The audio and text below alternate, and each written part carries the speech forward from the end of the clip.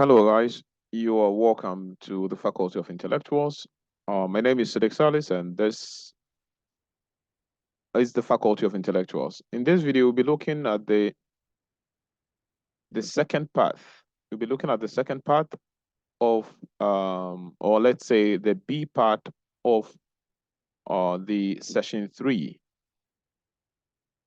So we were treating classical conditioning. So in case you missed the beginning of this discussion, kindly go back to that video on session 3 of the um, classical conditioning, or let me say introduction to general psychology, or you say psych 221 revision.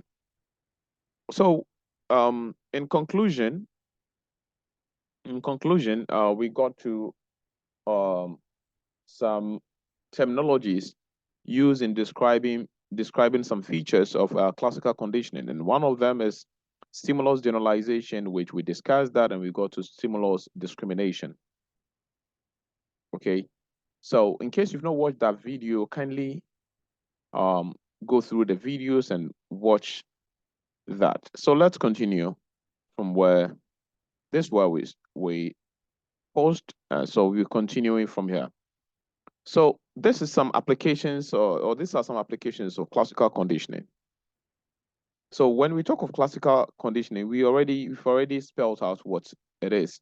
If you have understood the elements and the features of classical conditioning, then what should come in your mind is, how are we going to apply classical conditioning in various spheres of life, such as the workplace, the hospital, which is also a workplace, the business world, such as advertisement, education, the classroom, and all walks of life. We can classical conditioning even in our domestic lives, like such as homes, okay, relationships like marriages between parents and children. Okay, we can apply this in various walks of life. So think about it. How do we, for example, get people to buy a product using classical conditioning? Usually, what people do, or what psychologists in this um, discipline do, is that they will hire or employ someone, let's say a celebrity, someone who is liked by many. Okay, let's say, for example, Kudus. Okay, then Kudus will advertise for an energy drink. Yeah, he will advertise for an energy drink, and then so what is it? What are the elements here? Here, the drink and Kudus. What are they? So they will associate these two stimulus. So Kudus will be a stimulus here, and then let's say the energy drink will also be a stimulus here. But then we want to differentiate where is the, or which one is the conditioned stimulus and which one is the unconditioned stimulus, and which one is the neutral stimulus from the beginning. The neutral stimulus, remember, we said that becomes the conditioned stimulus at the end of the study. I hope we remember that. Okay, so we ask ourselves, which one are we interested in? Are we interested in just Kudus by seeing Kudus, or you understand? So we have to answer that question. I've discussed that long ago. So Kudus, we know Kudus already. But then what the person wants us to do is to get interested in, how do you call it? The energy drink. So whenever you see Kudus, you should remember that, or whenever you see the drink, you should remember that this is what Kudus takes. Okay, this is what Kudus takes to be healthy. Okay, in playing or executing his duties on the field. Same applies to a woman who was selling. There was a woman who was selling ice cream. After some time, the children were not buying the ice cream. So she got someone to paint Scooby-Doo over the box she's selling with, or the place she's selling. Scooby-Doo was drawn, and then the students started buying the, how do you call it? The ice cream. Okay, so in this case, again, you ask yourself, are the children interested in the Scooby-Doo or the ice cream? Okay, so Scooby-Doo is what they like already, or what they are familiar with already. Then it was associated. Then it was associated with how do you call it? Uh, an ice cream.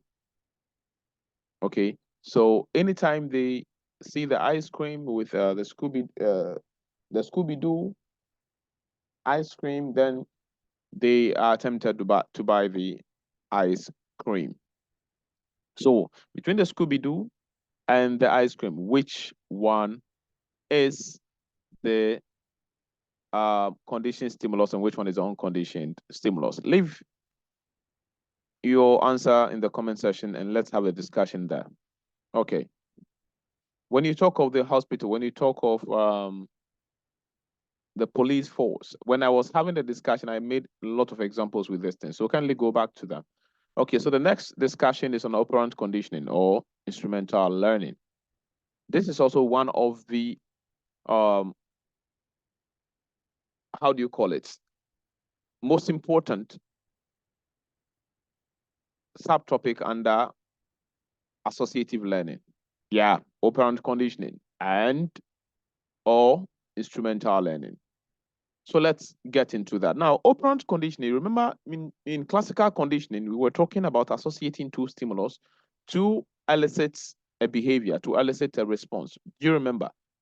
Yes, that was our focus. Now, in operant conditioning or instrumental learning, that is not going to be the focus. You see, with classical conditioning, we are now conditioning a behavior. But with, how do you call it? Operant conditioning, with operant conditioning or instrumental learning, there is a behavior already that we want to shape. Okay, we want to shape that behavior. Therefore, we associate that behavior, which is response, okay, with the consequences that the behavior elicits or the behavior attracts. Okay, so let's say anytime, let's say I feel stressed, anytime I feel stressed, I just take Bell Aqua. And when I take Bell Aqua, I become fine. Now, this my taking, the taking of feeling stress is my behavior. It's a type of behavior, okay? Being stressful and taking off Bella Aqua. What did the Bella Aqua do for me?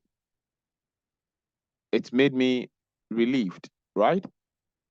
So the response, the feedback, okay, from my action, which is taking off Bella Aqua, the feedback I had is going to determine whether I'm going to keep doing that. It's going to strengthen my behavior of always taking Bella Aqua whenever I'm stressed or not. Okay. So there are people when they feel headache, there's a particular drug they take and then they'll be fine. In this case, you see, there is something they are going through and they associate that what they are going through, which is a behavior, to a feedback when they are to do something. And that will strengthen it, whether they should do that more or they should lessen doing that. Now, this is what we call instrumental or operant conditioning. But there's some slight difference, which we will go into that details very soon. But then you have to understand that classical operant conditioning is about associating the feedback, okay, with a behavior you put out there.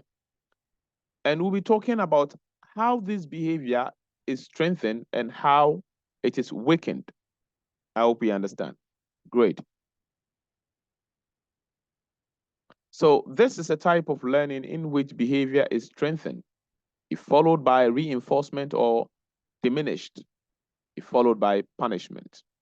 So the behavior is strengthened when it is followed by reinforcement, meaning reward, okay? If it is followed by reinforcement, it is strengthened, meaning it is likely to reoccur. However, if that behavior is the feedback becomes a punishment, we'll talk about the details of this reinforcement and punishment as we are moving forward. If it is followed by a punishment, then that behavior is less likely to reoccur. How many of us have touched beneath an iron when it is plugged just to see whether it is hot or not, and then it will just shock us? How dare you put your hand there again? You see, the feedback there determine whether you are going to do that again or not. Okay, great. So whenever you feel sleepy and you don't want to sleep and you take coffee and that keeps you awake, that is an indication that it's going to reoccur. It's going to strengthen that behavior. That anytime you are feeling sleepy and you don't want to sleep, maybe you are studying or something, you are definitely going to take another coffee. I hope we understand. Great. So that is operant conditioning for us, or instrumental learning. Let's continue. Now, there was a man called Edward Thorndike, and he one day put a cat into a box. Okay, and things happened. Through that, he drew three principles or laws from the feedback or from that research. So door can only be opened if the cat pulls the rope attached to the string. So there was a string, and anytime the door can only be opened if the cat is able to pull the rope attached to the string. So when the cat is able to do that, then the door will open, and then the cat will gain its freedom to go and eat. If manages the trick, a small portion of food would be given as a reward. So you see, whenever he's able to go out, he finds his freedom, and then food is given as a reward. Now, what do you think will happen the next one? However, like, it is not, you see, the strings are many. So he's supposed to always pull the correct one to be able to go out. So as time goes on, he mastered, that behavior was strengthened in mastering the one to pull. Okay, the one to pull to step out for his reward. I hope we get that. Okay. This man is called, like I said, Edward Thorndike. Edward Thorndike. Okay. So then he came out with three laws. The first law is this, the law of effect. So this is under instrumental learning, and I'll tell you a few things about this. Okay, so Edward Thorndike is the one who propounded this principles and theories of instrumental learning, which is a bit different from operant conditioning, and I will talk to you about that later. Okay, so you see, Edward Thorndike, after this research, he came about three principles, and he called it instrumental learning. The first principle was the law of effect. The law of effect. So write it down. The law of effect. The second law is the law of practice. The law of practice. And the last law, the third law, is the law of readiness. The law of readiness. And he called this instrumental learning. Why called instrumental learning? It is called instrumental learning because the learner, which is the organism learning, is very instrumental. It's key. The organism itself is very key in the conditioning process. Okay, meaning the organism needs to have this principle. So let's talk about the first principle, the law of effect. You see, the organism will go to do something. The organism will go to do something, okay? Will put out a behavior, such as the cat, okay? It's locked, so you want a way out, okay? So you press different thing, and then you press the correct one. Okay, so you see, you are very instrumental. Your mind, your body, your soul, everything needs to be in touch. right? So the organism is very instrumental. So you do that, and then the effect of what you have done, that is the feedback you gain from that, is going to determine whether you're going to repeat that behavior, meaning that behavior is going to be strengthened or not. So that is the law of effect, the feedback you're going to get.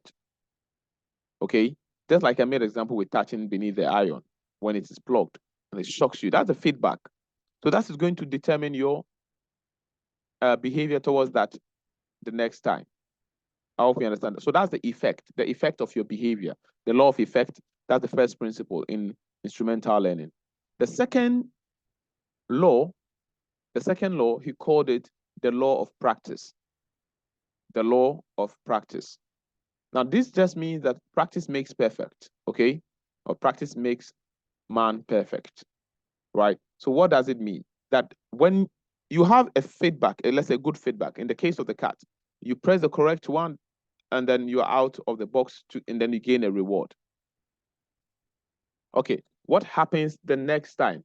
The next time they put you there, you are able to get out. And then the more you experience that, the more you practice that, the more perfect you become. The perfect you become. I hope you understand. The perfect you become, the more you do the same thing. Okay, so if you play football and you get good response, good effect, feedback from the audience, okay, from the spectators or whatever, or from your coaches or management, then you are strengthened to repeat that and even more. And as you do that, you become perfect in what you are doing, in conditioning that behavior. Okay, so that's the law of practice, meaning if you practice less, the conditioning will be weak. Okay, meaning it will not be able to reoccur again. So let's say people who work with electricity, sometimes they go through it, they are being shocked, and then they keep on doing that. And then at a point, he can put a naked wire. I don't know how they do that in their mouth. I don't know how they do that. So that's practice makes perfect. Okay. And the last one is the law of readiness. The law of readiness states that, you see here, we're talking of instrumental learning, meaning everything, like majority of the learning depends on the learner. The focus is on the learner. Now, the learner, if the learner is not ready mentally, it's not ready physically, it's not ready spiritually, that's just by the way, it's not ready to learn, then the conditioning will not take place. Okay, the conditioning will not take place. So it takes the readiness to change, the readiness to learn before learning can take place. This is why it is called instrumental learning, meaning the individual is instrumental in this conditioning process. Okay, so this is the law of effect. And I don't know where they put the rest, but at least I've discussed everything with you. The next one is operant conditioning. Operant conditioning. So operant conditioning was by Behet Frederick Skinner, okay, B.F. Skinner, okay. So he like expanded, elaborated on the study of Edward Thorndike, okay. He went further to bring in, to expand it, let me say that, okay, to and broaden the study of the instrumental learning. And he called it operant conditioning. Now, why is that called operant conditioning? Why didn't he call it instrumental conditioning or learning? Because that one is already there. We say that you are very important, you are very key, you are instrumental in that study. If you don't put out a behavior, there will be no effect in return. There will be no feedback. If you don't put out the practice, then there will be no strengthening or weakening. If you don't, how do you call it? You are not ready to study, then there will be no conditioning. So these are the three laws by Edward Thorndike, or the three principles. Now, this is what B.F. Skinner is also saying. He just called it operant, meaning that the individual needs to operate for the law of effect to take place. The individual needs to operate his environment. Okay, you need to do something for the effect, you see? So he is just stating something in addition to what Edward Thorndike has already said. if you say there's law of effect, where does the effect comes from? The effect comes from you operating. Okay, you need to be operant. Okay, in your environment, you need to interact with your environment. When you interact, that's like touching beneath the iron, or running, or taking painkiller, or anything at all. Okay, you need to operate in your environment for a feedback, and that is why he called it operant conditioning. So for him, he also had how do you call it, a box. It was called the Skinner's box, just like the Thorndike's own was called the Thorndike's box, as we saw earlier here. Thorndike's cat in a puzzle box, and Skinner's own is called a Skinner's box. So in that box, he also plays in a rat, I think. And then for him, he was delivering shocks. He was delivering shocks to the cat. And it's a kind of, how do you call it, a puzzle the mouse or rat has to go through. Okay. And if he's able to go through and find his way, he gains his freedom and is rewarded. Okay. At a point, he was delivering even shocks to the rat. But the more the rat is rewarded and he's being taken in, and he keep on practicing what the Thorndike said about law of practice and the feedback, the practice, and then the readiness all come to play. I hope we understand. Okay. So that's Skinner. So there's no much difference. So this box has a chamber with a bar or key that an animal manipulates to obtain a food or water. That is the reinforcer. Okay, and contains devices to record responses. Okay. Now so we are done with where it started from and how it looks like. Okay. So what are the two things we use in operant conditioning, as we call it, or instrumental learning? Remember, instrumental learning is there. The beginning, okay, or the first one. So when we say operant conditioning, we are talking about the two. Okay, like if I say one is one, but if I mention two, meaning one has been added to one. So one is involved in the two.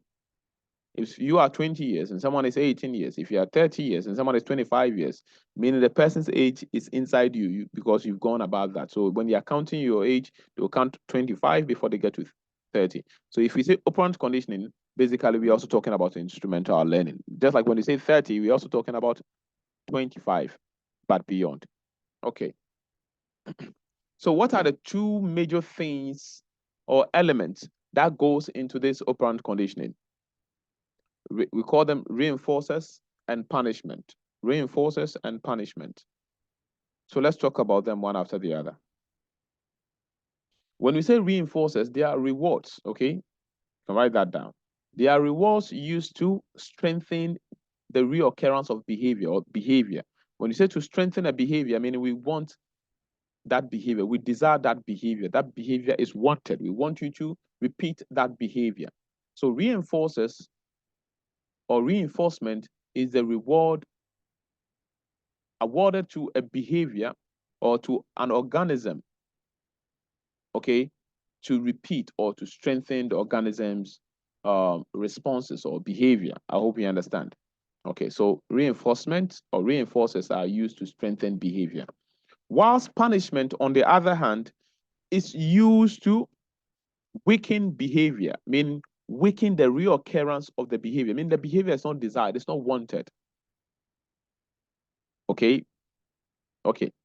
So let me give you an example of a reinforcement or a reinforcer. When your kid does well in school, and then let's say he tend to be the first at the end of the semester or the term, and you have to celebrate, be like, you are good, you're intelligent, oh, that's my son, that's my daughter, you did so well. And then you are to also add chocolate to that. What are you doing? You are reinforcing that behavior. That chocolate is a reinforcement. It's reinforcement. I hope you understand. That chocolate is reinforcement. Okay.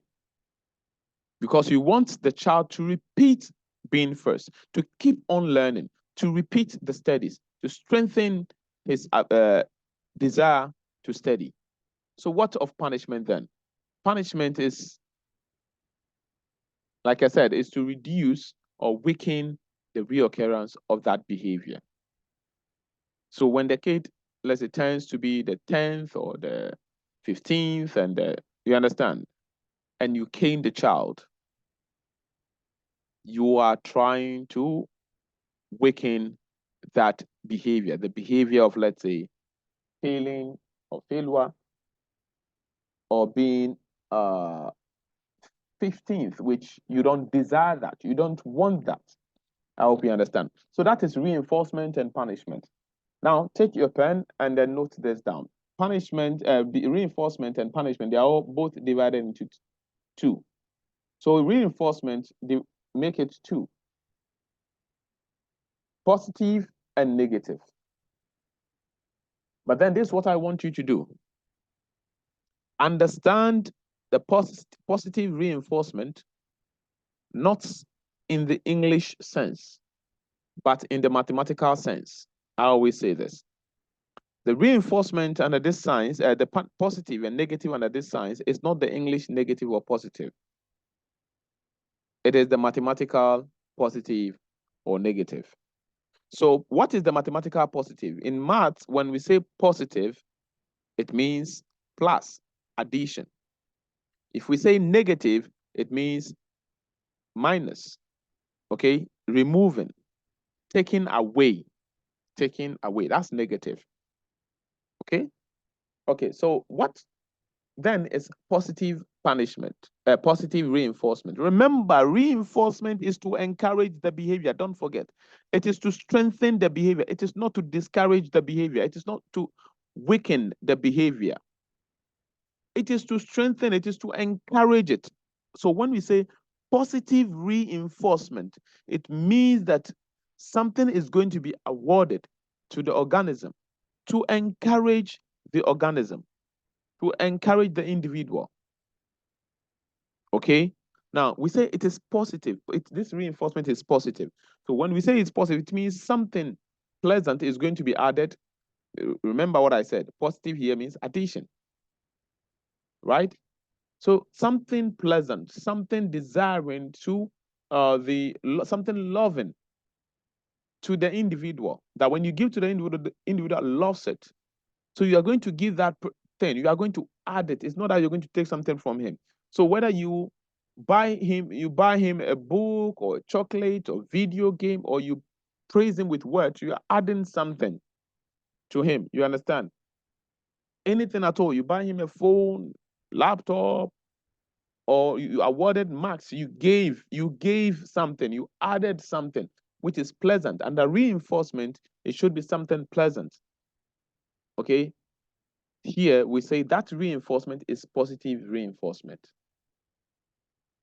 What of negative reinforcement? So it's a negative reinforcement. Yes, negative reinforcement. What is negative reinforcement? Remember, don't think of English negative, because when you say someone negative in English is like bad. Okay, bad, that's negative. That's not what we mean here. Okay, so negative reinforcement is you are encouraging a behavior, you are strengthening a behavior. Remember what I said by negative? Negative is taking away something. So you are rewarding the behavior by taking away something from the person so that the person will be energized, the person will be strengthened, the behavior of the person will be strengthened. Okay?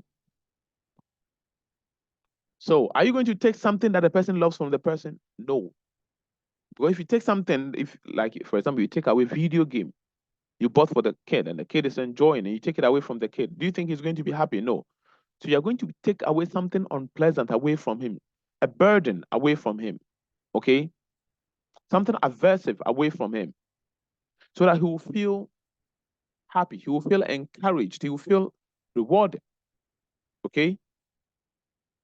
To repeat that good thing he or she did. So, for example, you'd be like, okay, since you've gotten first in your class, from today, you're not going to walk to school anymore. Okay, you are going to be driven.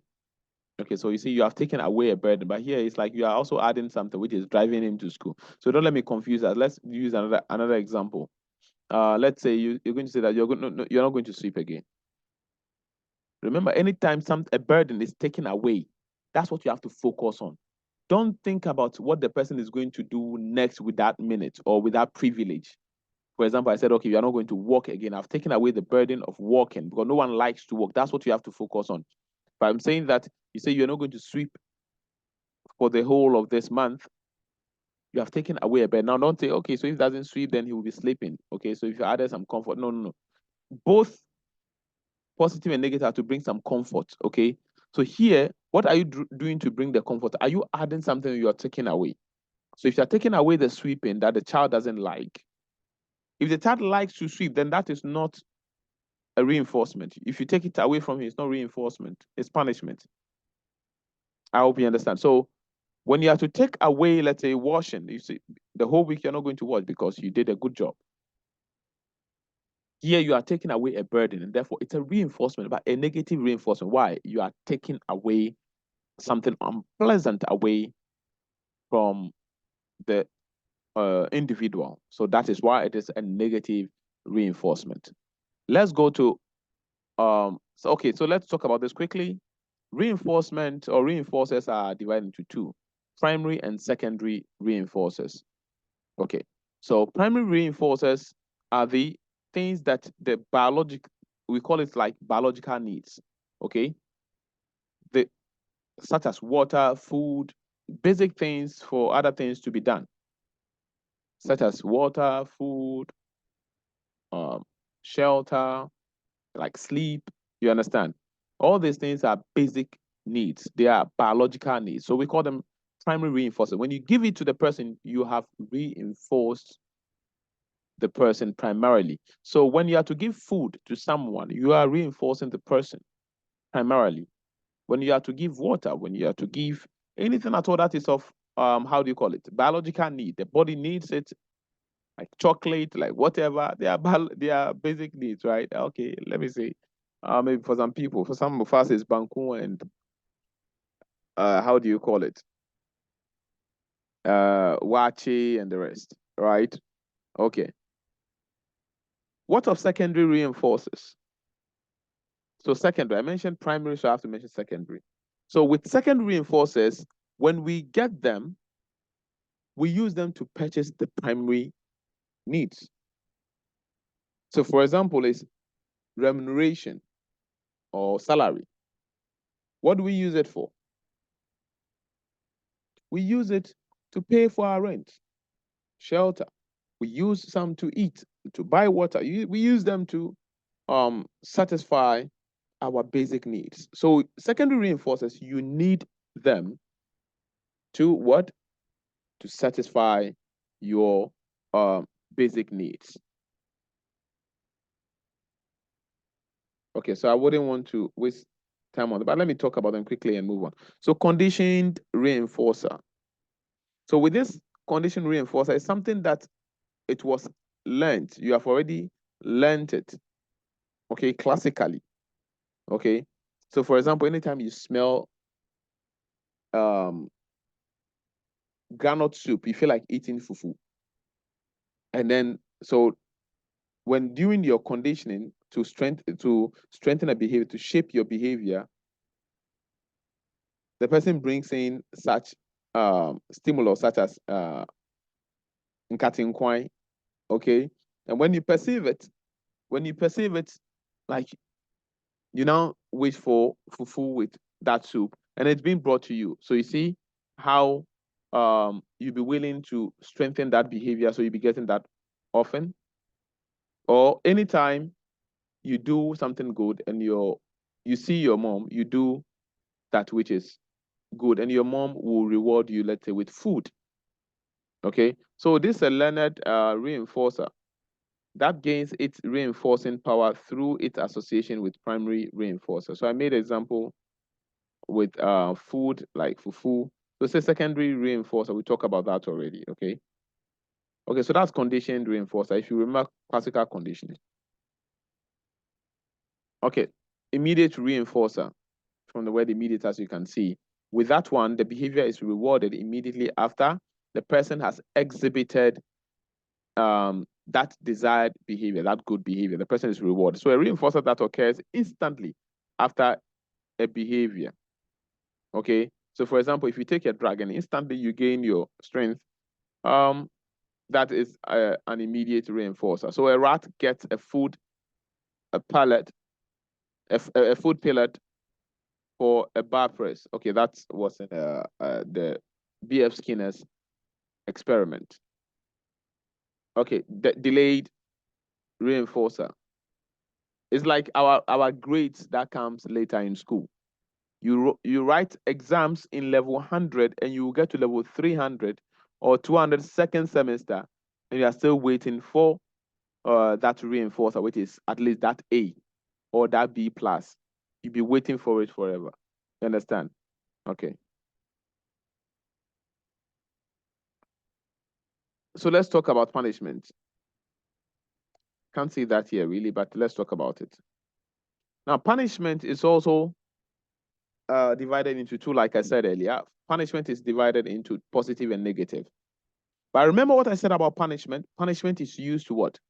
Weaken the reoccurrence of a behavior. It is used to weaken the reoccurrence of a behavior. Used to weaken the reoccurrence of a behavior. Great. Meaning that it is used to discourage, like I said, discourage. We don't want that behavior. So we want to discourage it. But then we can use two ways, either positive or negative. Now, positive punishment here, it's not the English word positive. Like positive in English is like good, so good punishment. That's not what we want. We mean positive here, addition, to add something. So when your kid does something bad, your student does something bad, what do? You cane the child. Now you're adding some pain to his body. So that is positive punishment here. You're adding some pain. Or you made him kneel down. Okay? So kneeling down will inflict some pain on him or her. Okay? Or you made him wash. Something to cause unpleasantry or unpleasance on the child. I hope you understand. For the child to feel unpleasant, to feel some kind of pain. I hope you understand. To feel some kind of pain or something. Okay, a burden, to feel some kind of burden. That is a positive punishment. So when we are being given that F, added to our lives, to our transcripts, into our lives, God forbid, it causes us pain, or it causes us pain. So that is positive punishment. What of negative punishment? Negative here, I said not English negative, but mathematical negative. So negative punishment. Remember, punishment is to discourage your behavior, to weaken your behavior. So what are some of the examples of negative punishment? Negative punishment is taking away. Remember what I said? Taking away. Mathematical negative. So taking away. What are we to take away for you to feel pain, for you to feel unpleasant, for you to feel burden? Number one is like taking away your allowance or taking away part of your, how do you call it? Your salary because of a careless behavior. Okay? Or taking away your freedom. Such as your mom will be like, okay, so you're not going out again. Okay, you're not going out for the whole of this month, you're not going out. So your freedom has been seized in the house. So it has been taken away from you. Or you have a video game, your mom seizes it. Is seized? Yes, seized it. Your mom seized it. Your dad seized it. Your teacher seized your phone. So that you feel some uncomfortable, how do you call it? You have some uncomfortable feelings. You understand? Something to cause burden, something to cause unpleasant. You understand? So your video game is taken, your chocolate is being taken, you're not going to receive allowance in school, and all these things, they are takeaways, and it's to make you feel, how do you call it? Unpleasant, make you feel some kind of burden. So that is negative punishment, taking away something the organism loves. Okay, if you take away something the person doesn't like already, then you've done well for the person. Okay, but if you take away what he loves, that is what we call punishment, and it's negative punishment because you have taken that thing away. Now, let's come back to reinforcement. Reinforcement is also divided. How to reinforce? Remember what reinforcement is, the positive and the negative. Okay, so reinforcement is done in two ways. It's done either fixed or partial. Fixed or partial. I hope you understand. So what do we mean fixed or partial? Partial means that it is not fixed, as simple as that. Partial means that it is done this way, it is done that way. But before we come to even partial and fixed, let's talk about continuous, then we will understand. Let's talk about continuous. Continuous reinforcement is the type of reinforcement that every good or desired behavior, or behavior is also called response. I've explained it from the session 1 as we started. Okay. Every good behavior or desired behavior is rewarded. It's not the same with partial. So, sorry, I was supposed to say continuous and partial. I was saying partial and fixed. Sorry. So, continuous reinforcement is that every good behavior is rewarded. So, for example, you are testing a kid how to do a spelling, or you are testing the kid on spellings. Now, every correct answer the kid gives, you give the kid a toffee or a chocolate. Every correct answer. This is continuous reinforcement. Every goal the player scores has an amount to be given. This is continuous reinforcement. I hope you understand. Okay. So every desired behavior is followed by a reinforcement. Now, partial. Partial reinforcement means that it is not like every good behavior, every desired behavior is rewarded, but it has been separated in a way.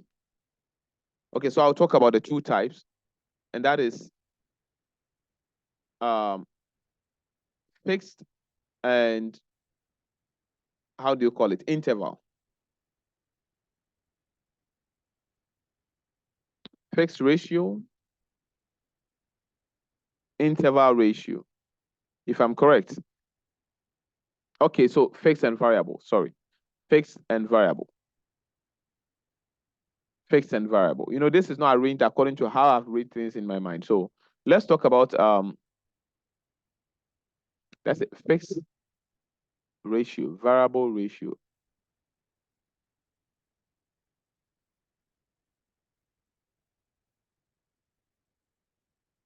Fixed interval and variable interval. Is that correct? So let me start. Let me say what I've arranged in my mind. So let's talk about the fixed. So we have fixed, and then we have variable, fixed and variable. Okay, fixed and variable. So let's talk about the fixed. Fixed means that when you talk of fixed, let's talk about, first of all, fixed ratio. So all these are under partial. We are done with continuous. All these are under partial reinforcement. Okay, so the first one we'll talk about under partial is fixed ratio. Then we'll talk about interval ratio. Then we'll talk about fixed variable and interval variable. Okay, so fixed ratio is a type that we are going to say that, okay, if you are to bake 2 loaves of bread, yours is 1. If you are to bake 5 loaves of bread, yours is 1. Now, what this means is that if it is fixed ratio, it means that if you are to bake 5 loaves of bread, yours is 1. Yours is 2, sorry. If you bake 5, yours is 1. If you bake 10, I'm a bit tired, so forgive me. Remember, I'm still at work. I closed from office and I'm still here to do this, and I'm very, very stressed. So forgive me if I commit certain errors, but I'm coming back. I come back and correct them. Okay. Okay. So if you have to say that if you bake 5 loaves of bread, yours is 1. Meaning if you bake 10, yours is how many? 2. What if you bake 15? Meaning yours is 3. What if you bake 20? Meaning yours is 4. 20. If you bake 40, yours is 8. It means that if you bake 50, you have 10. This is because the ratio is fixed. The ratio is fixed. Now let's talk about the next one, which is ratio. Okay, we are still on ratio, fixed ratio. Okay, then we are going to variable ratio. Let me see if it is written. Okay, variable ratio. With variable ratio, it means that it is not fixed. The reward, the reinforcement is not fixed. Okay, we are talking about the schedules of reinforcement, how you schedule it. And this are under the partial. We've talked about fixed ratio. Okay, and we are going to variable ratio. With variable ratio, remember, it is variable, meaning it changes. So it means that today you can bake 10 loaves of bread and you'll be given 2. The next day, you baked 5 and you were still given 2. The third day, you baked 15 and you were still given 2. Another day, you baked 20 and you were being given 5. It means that the reinforcements under this ratio is not fixed. Now, pay attention. Ratio here is talking about, how do you call it? Your productivity. It based on your productivity. Productivity, let me put it that way. It based on your productivity. So it means when you produce, your reward is going to be based on how much you produce. However, one is fixed and one is variable. Okay? Meaning one is fixed and one can change. Now let's go to the next one. And that is interval. So we have ratio and we have interval. The interval too, we have fixed and variable. Fixed and variable. So under partial, we have ratio and we have interval. With ratio, we have fixed and variable. So this is what has been arranged in my mind. With ratio, we have fixed and variable. And with interval, we have fixed and variable. We are done with ratio. Now we are on interval. Fixed interval. Fixed interval. Now let me tell you about interval. Interval is not talking about productivity. How many are you supposed to produce before you are being rewarded? Interval is talking about the time spent. How many time you are spending on the project. Okay? You'll be rewarded according to that. So let's say that fixed. So now let's talk about fixed interval, for example. So the amount of time you are going to spend, you know, this overtime at workplace. So if it is said that if you spend 1 hour at the workplace, you have a bonus, or how do you call it? Yes, bonus or allowance of 50 cedis. If it is fixed interval, it means that if you stayed for 2 hours, how much are you going to be given? 100 cedis.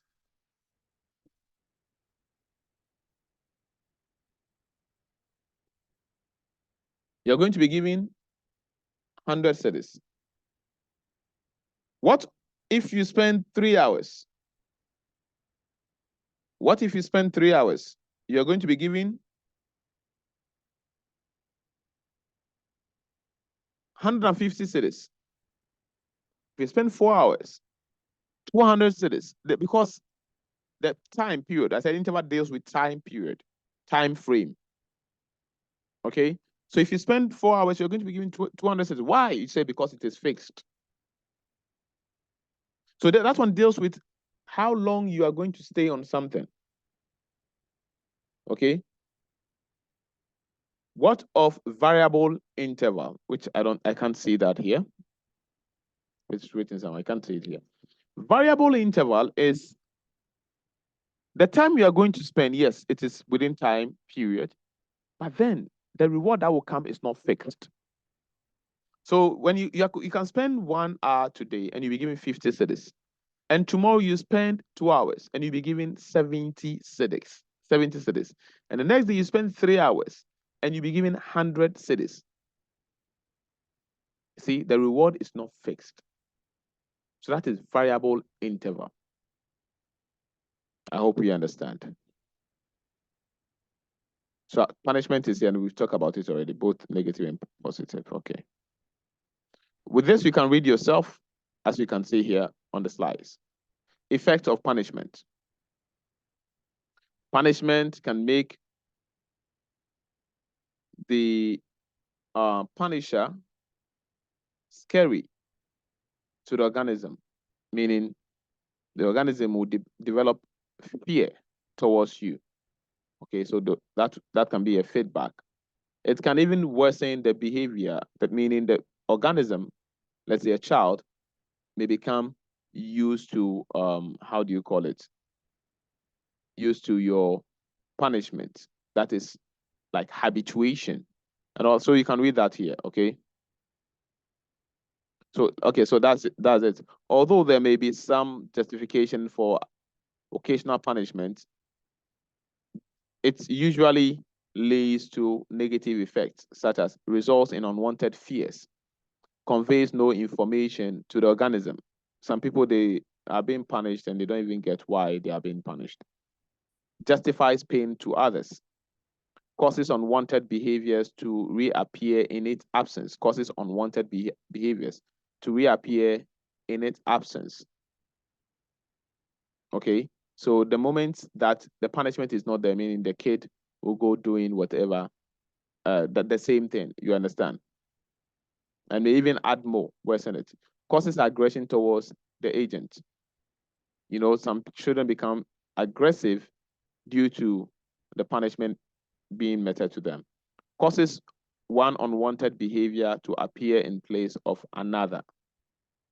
Okay, that unwanted behavior you don't want, it will go and show up somewhere else. Some criticisms. You can also read about this. Skinner believed in inner thought processes and biological underpinnings, but many psychologists criticized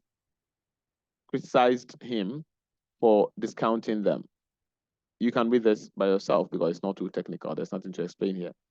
And applications of operant conditioning. What I was talking, I was mentioning home, like I was mentioning school. Your kid failed in school or passed in school, or I was talking about loaves of bread. I was talking about spending time at the workplace, or that. These are examples of applications of conditioning, operant conditioning. The next discussion is on observational learning, or what is also called social learning. Now, is this also part of associative learning? The answer is yes, yes, yes, yes. What do we associate? We associate the occurrence of our behavior to that of the feedback or that of the behavior of our models, okay? Our models, those we are observing in society, our parents, our teachers, okay? Celebrities, politicians, okay? Senior sisters and brothers and cousins, and you understand? We associate our response, our behavior to that of theirs. And that is going to, that behavior, how that their behavior is going to be rewarded or punished, meaning we associate the reward and punishment to their behavior and to see the association between their behavior and our behavior. Whether there's going to be a correlation, meaning whether their behavior that is going to make us behave the same way or not behave that way. So that is observational learning. And who is the proponent of this study? He's called Albert Bandura. Albert Bandura. That is the proponent. So he wanted to study whether scientifically we do learn and exhibit behaviors because of the people we observed, because of the people we see or we hear from. Am I talking like this? Do I behave like this because of a teacher I've had before, or because of a politician I admire, or because of how my parents, the way, am I talking this way, or because of someone? Now, so this is what Albert Bandura wanted to establish. The way someone is walking, the way that lady is walking, that guy is walking and chesting out, and you understand? How did he come about that? Now, you may say that he has an uncle who, like, he learned it from someone, but we want to not just hearsay, not just guesswork, not just assumption, but Albert Bandura wanted to establish this scientifically. And therefore, he got some kids and divided them into three. The two into an experimental group, and the one into, he put them into the, how do you call it? Control group. The experimental group was divided into A and B. The experimental group was divided into A and B. The A, for example, I'm giving the tag A. The A group, for example, they were exposed to highly aggressive models that were punching, how do you call it? A bubble doll, okay? A bubble doll. There was a doll that had been inflated, and they were, it's like a movie or a video or something, a videotape or something. They were exposed to it.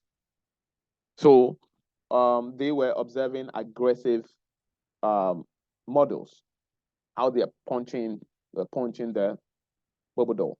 And the B group, and in the experimental group, they were exposed to less aggressive models.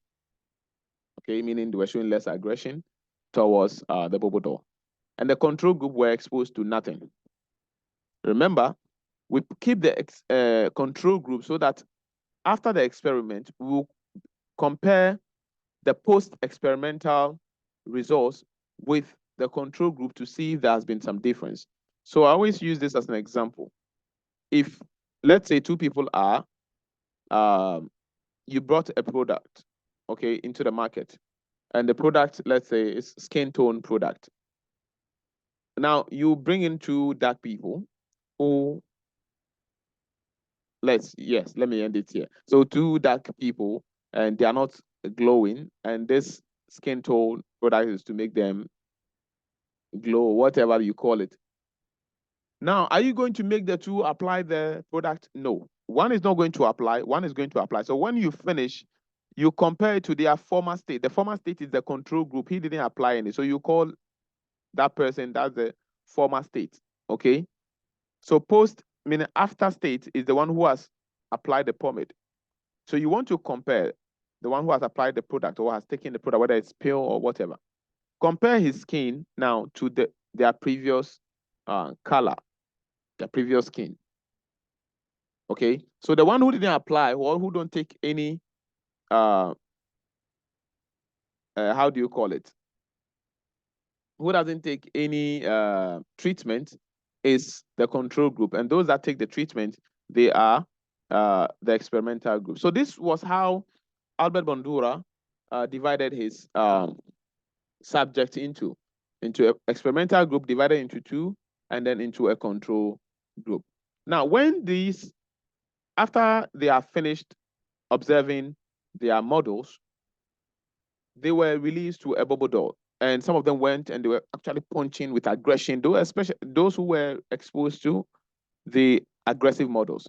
they were exhibiting a great deal of what they observed, meaning aggression. Those who were exposed to less aggressive, they were showing less aggression, less to no. Okay, less to no aggression. You see? So from this, Albert Bandura then concluded or came to the realization scientifically that we actually learn from our models. Okay. So that's the brief of the experiment of Albert Bandura.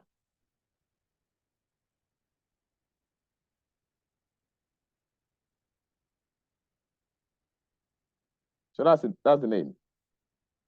That's the name. So there's a conclusion. He concluded that we look and learn. So be careful of the people you observe. You may be learning from them. Okay? Careful about the people you look at them. Okay. So we are done with this session and we'll continue in the next video. On this note, if you haven't subscribed to the Faculty of Intellectuals, please click on that, subscribe, and leave a comment of what you would like us to do best in the field of psychology. Okay? And don't forget to keep the notification bell checked so that you'll be receiving subsequent